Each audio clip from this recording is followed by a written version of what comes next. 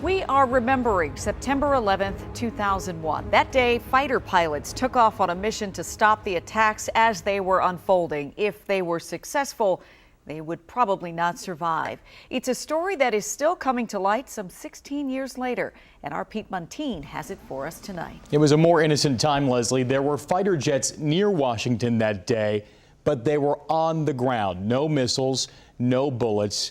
The only option was a suicide mission. I just spoke to one of the pilots who suited up. She rarely tells her story, but wants you to hear it today, of all days, to be inspired.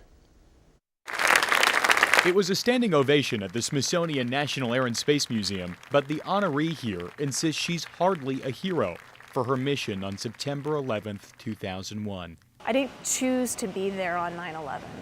I just happened to go to work that day. Heather Penny was a fighter pilot in the D.C. Air National Guard.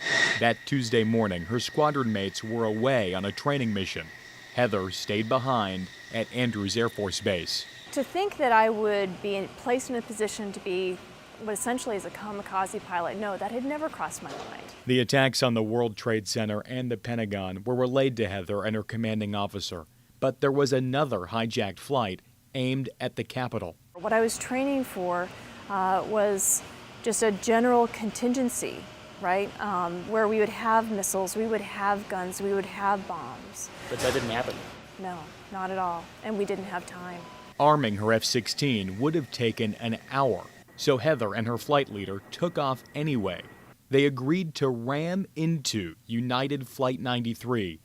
Heather would aim for the tail. And so if I gave my life, that would be the purpose of my life.